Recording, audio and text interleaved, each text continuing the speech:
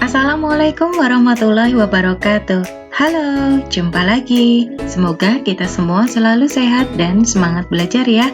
Nah, di video ini kita akan mempelajari muatan IPS, kompetensi dasar 3.3 untuk tema 2, subtema 1. Materi IPS yang kita pelajari di video ini adalah usaha ekonomi masyarakat. Yuk, kita pelajari dengan baik di video ini ya. Semua manusia melaksanakan kegiatan ekonomi. Kegiatan ekonomi adalah semua kegiatan yang dilakukan manusia untuk memenuhi kebutuhan hidupnya. Tujuan manusia melakukan kegiatan ekonomi adalah untuk memperoleh pendapatan yang digunakan untuk mencukupi kebutuhan hidupnya. Kegiatan ekonomi biasanya meliputi bidang non-jasa atau yang menyediakan barang. Ada pula bidang jasa yang menawarkan pelayanan. Kegiatan ekonomi bidang non-jasa, misalnya di bidang agraris, peternakan, perikanan, pertambangan, kehutanan, perdagangan, dan perindustrian. Sedangkan kegiatan ekonomi bidang jasa atau pelayanan, misalnya jasa pariwisata, jasa salon kecantikan, jasa kesehatan, dan jasa perbaikan alat. Jenis kegiatan ekonomi di bidang agraris. Usaha agraris meliputi kegiatan pertanian dan perkebunan. Sektor ini biasanya terdapat di daerah perdesaan dan pegunungan. Contoh hasil pertanian misalnya padi, jagung, umbi-umbian, kedelai, kacang tanah, sayur, dan buah-buahan. Selain meliputi pertanian, bidang agraris juga meliputi perkebunan. Perkebunan adalah kegiatan menanam tanaman keras yang umurnya lebih dari 6 bulan. Beberapa hasil dari perkebunan digunakan untuk memenuhi kebutuhan hidup. Berikut ini contoh hasil perkebunan yang ada di Indonesia. Contohnya adalah cengkeh, karet, rosella, tembakau, teh, kelapa sawit yang digunakan sebagai bahan baku pembuatan minyak goreng, kopi, lada, dan tebu yang merupakan bahan baku pembuatan gula pasir. Manusia melakukan berbagai usaha agar hasil bidang agraris dapat melimpah. Berikut ini usaha yang dilakukan petani agar hasil bidang agraris meningkat. Yang pertama, intensifikasi pertanian. Intensifikasi pertanian adalah usaha meningkatkan hasil pertanian tanpa menambah luas lahan, misalnya dengan penggunaan pupuk yang tepat bagi tanaman. Yang kedua, usaha ekstensifikasi pertanian. Ekstensifikasi pertanian merupakan usaha meningkatkan hasil pertanian dengan menambah luas lahan. Dengan menambah luas lahan diharapkan hasil pertanian juga meningkat. Usaha yang ketiga dengan diversifikasi pertanian. Diversifikasi pertanian artinya usaha meningkatkan hasil dengan memperbanyak jenis tanaman. Sebagai contoh, teknik tumpang sari, bawang merah, dan cabai, sehingga di dalam satu lahan terdapat dua jenis tanaman, yaitu bawang merah dan cabai. Usaha yang keempat dengan rehabilitasi pertanian, yaitu usaha meningkatkan hasil pertanian dengan memperbaiki lahan yang rusak, sehingga lahan yang rusak tersebut dapat ditanami kembali.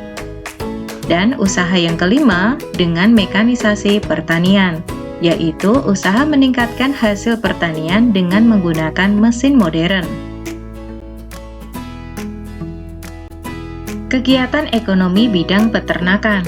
Peternakan adalah usaha budidaya hewan dan mengambil hasilnya. Contoh hasil peternakan yang dapat kita manfaatkan misalnya adalah daging, telur, susu, kulit, dan bulu. Jenis peternakan dapat dibedakan menjadi peternakan hewan kecil, misalnya kelinci, kambing, ulat sutra, dan lain-lain. Kemudian ada peternakan hewan besar seperti sapi, kerbau, kuda, dan lain-lain. Dan ada pula peternakan unggas, misalnya ayam, bebek, burung puyuh, dan lain-lain. Berikut ini adalah upaya yang dilakukan pemerintah untuk meningkatkan hasil peternakan masyarakat. Yang pertama, memberi bantuan bibit unggul kepada peternak. Yang kedua, menyediakan pakan ternak yang bermutu, serta memberikan penyuluhan kesehatan hewan ternak kepada peternak. Kegiatan ekonomi di bidang perikanan. Perikanan dibagi menjadi dua jenis, yaitu perikanan darat dan perikanan air laut. Perikanan darat artinya adalah usaha memelihara dan menangkap ikan di perairan darat. Sedangkan perikanan air laut adalah usaha menangkap ikan di laut atau di pantai. Perikanan darat dibagi lagi menjadi dua jenis, yaitu perikanan air tawar dan perikanan air payau. Kita bahas satu demi satu ya. Perikanan air tawar. Perikanan air tawar merupakan usaha perikanan yang dilakukan di kolam, sawah, sungai, danau, bendungan, empang, atau rawa.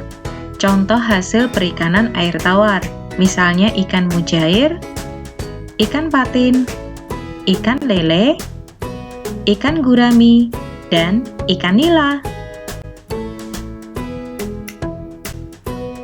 Selanjutnya, perikanan air payau. Perikanan air payau merupakan usaha perikanan yang dilakukan di tambak di pinggir pantai. Air payau merupakan percampuran air tawar dan air laut. Contoh hasil perikanan air payau, misalnya ikan bandeng. Selanjutnya, hasil perikanan air laut yang didapatkan dari usaha menangkap ikan di laut ataupun di pantai. Misalnya ikan tongkol, ikan tuna, ikan salmon, ikan tenggiri, udang, lobster, cumi-cumi, dan lain-lain. Selanjutnya, kegiatan ekonomi yang keempat, yaitu bidang pertambangan. Pertambangan adalah kegiatan yang berkaitan dengan pencarian, penggalian, pengolahan, dan pemanfaatan barang tambang mineral dan sumber energi. Hasil tambang kita kelompokkan menjadi barang tambang mineral dan barang tambang sumber energi. Barang tambang mineral dibedakan menjadi barang tambang mineral logam dan barang tambang mineral non-logam. Contoh barang tambang mineral logam misalnya adalah emas, perak, tembaga, perunggu, timah, dan nikel. Sedangkan barang tambang mineral non-logam misalnya adalah belerang, gipsum, marmer, batu, gamping, dan pasir. Contoh barang tambang sumber energi adalah minyak bumi, batu bara, dan gas alam. Yang kelima, kegiatan ekonomi bidang kehutanan. Kehutanan adalah bidang kegiatan membuat, mengelola, dan melestarikan hutan untuk kepentingan manusia. Contoh hasil kehutanan di Indonesia, misalnya kayu jati, kayu meranti, rotan, dan kayu ulin. Selanjutnya yang keenam, kegiatan ekonomi bidang perdagangan. Perdagangan adalah kegiatan membeli barang dan menjualnya kembali kepada konsumen atau pengguna. Penjual akan memperoleh keuntungan berupa selisih harga pembelian dan harga penjualan. Perdagangan dapat dilakukan antar negara yang ditandai dengan kegiatan ekspor dan impor. Kegiatan ekspor adalah menjual barang ke luar negeri, sedangkan impor adalah membeli barang dari luar negeri.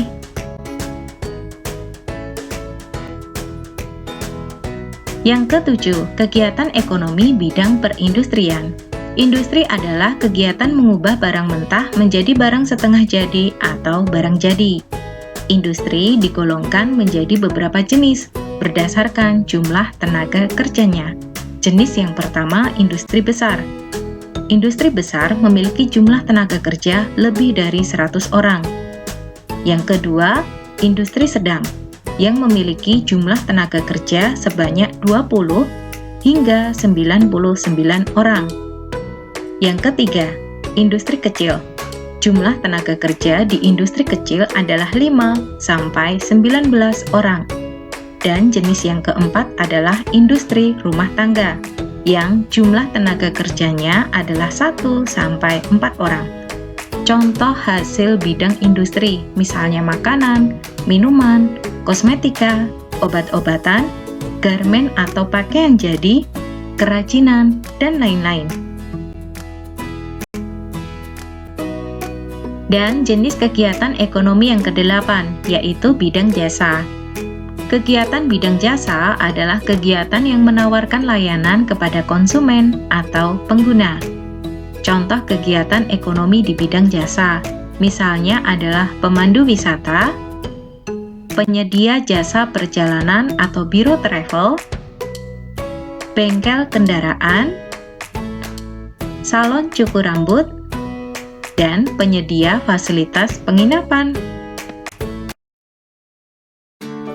Oke, kita sudah selesai belajar. Terima kasih sudah menyimak video ini dengan baik. Sampai jumpa. Wassalamualaikum warahmatullahi wabarakatuh.